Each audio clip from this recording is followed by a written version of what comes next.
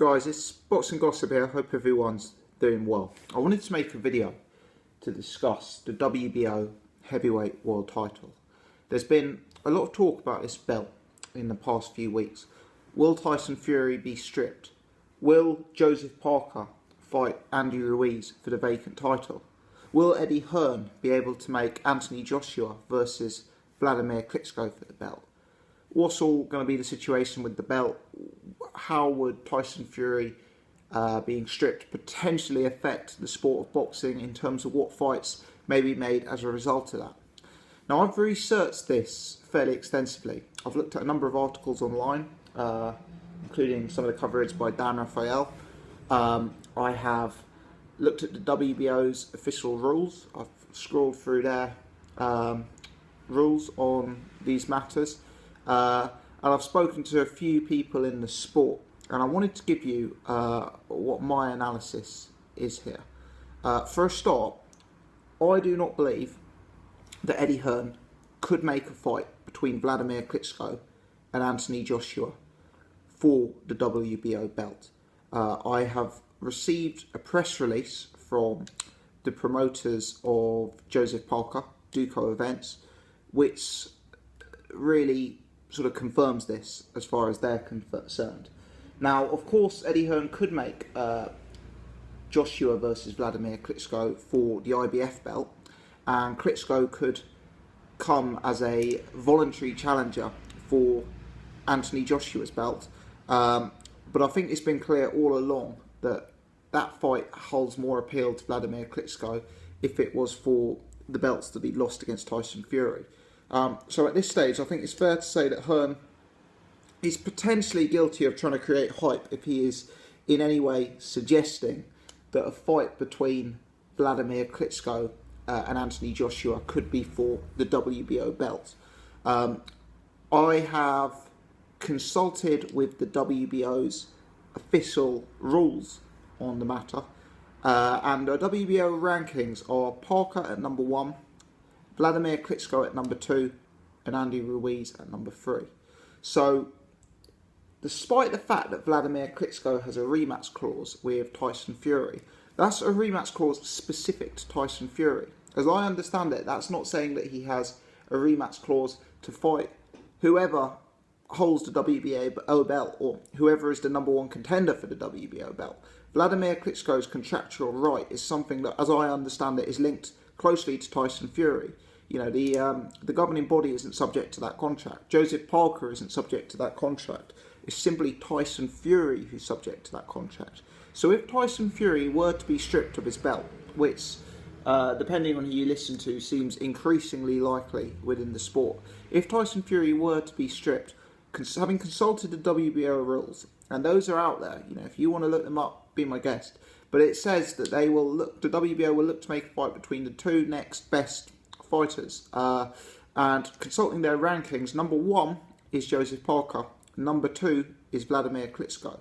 So in other words, Eddie Hearn could not simply swan in and make Vladimir Klitschko versus Anthony Joshua for the belt. Number 1, Anthony Joshua has no right to be fighting for the WBO belt at this stage, and it couldn't be classed as a unification fight because Vladimir Klitschko doesn't currently hold the belt. So there's no unification rules, there's no right for Anthony Joshua to have the belt. Sure, Vladimir Klitschko's ranked number 2, but the WBO and Eddie Hearn couldn't simply ignore Joseph Parker's WBO number 1 ranking. So the first available fight would be Joseph Parker versus Vladimir Klitschko. Now obviously this would be on a 50-50 per split basis, given that they are ranked 1 and 2, and it would seem less likely that Vladimir Klitschko will take the fight. Rumours are out there that Vladimir Klitschko will fight Lucas Brown. Vladimir Klitschko, we know, has already got some venues reserved in Germany. There's been rumours that he has been in negotiations with Lucas Brown circulating for quite some weeks now, and potentially that is a fight that could be made on the WBA side of the play.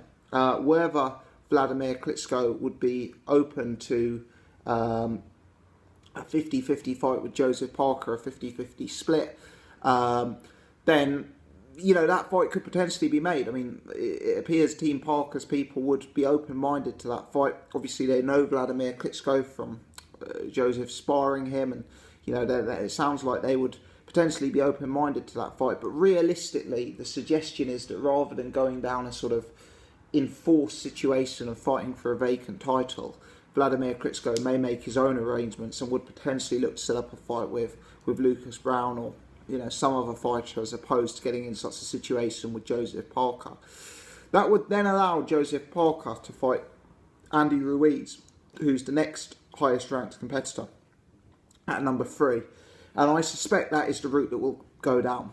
You know, I suspect if Tyson Fury is stripped, we'll see Vladimir Klitschko make an announcement of his own comeback fight, and that will leave the door open for Joseph Parker to fight Andy Ruiz later on this year for the vacant WBO belt. So that's my analysis of the whole situation. The end results: Parker versus Ruiz, very possible. Vladimir Klitschko versus Parker, not entirely impossible, but seemingly unlikely that Vladimir, with all the cards he holds, would take a fight on that basis. Vladimir versus Brown, rumoured, very, very possible. And Anthony Joshua versus Vladimir Klitschko, to me, that's completely off the table.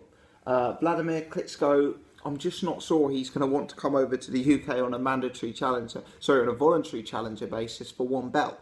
And more realistically, I've always felt from the start of this story that Hearn linking Vladimir Klitschko with Anthony Joshua was largely just hype, and was not necessarily,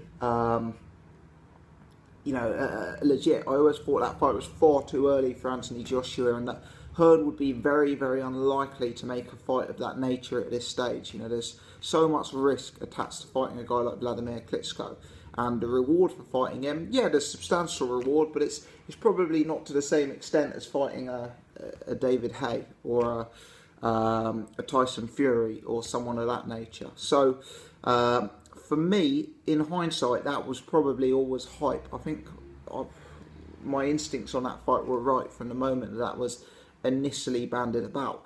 But as far as I can see, any suggestion that Vladimir Klitschko could fight Anthony Joshua for the WBO belt is simply incorrect. I've looked at the WBO rules. As I say, Duco, Joseph Parker's promoters, have sent me their press release on the matter, and it seems very, very clear, if you actually look at the WBO's own rules, that Joseph Parker could not be ignored. So I suspect that's hype on Eddie Hearn's part. Of course, the fight could still be made, just not for the WBO belt.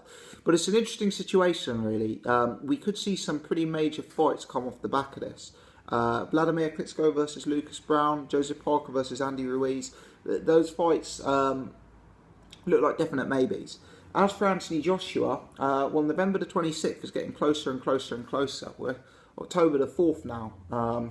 We're about 50 days away from fight night, so about 7 weeks away from fight night. And as of yet, no opponent has been named. Pulev doesn't seem to want it. Stiverne, unclear the situation with Stiverne, but regardless, that fight doesn't seem like it's going to be happening. The Klitschko fight, to me, doesn't look like it's going to be happening. The Huey Fury fight, to me, doesn't look like it's going to be happening. What are the options out there for Anthony Joshua? Could we see a David Price fight? You know, does David Price have to re-enter the conversation now, bearing in mind all the other options are running out and Price's opportunity is available?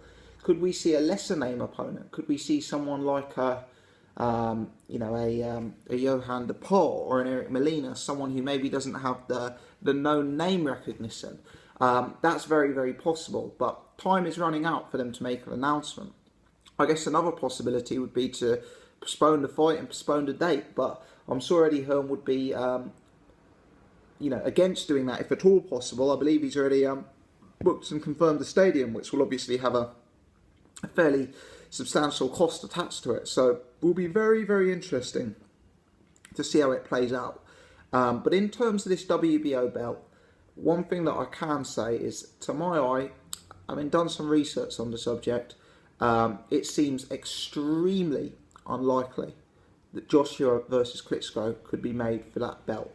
And that kind of makes me wonder whether it was always hype to begin with that Joshua would fight Klitschko.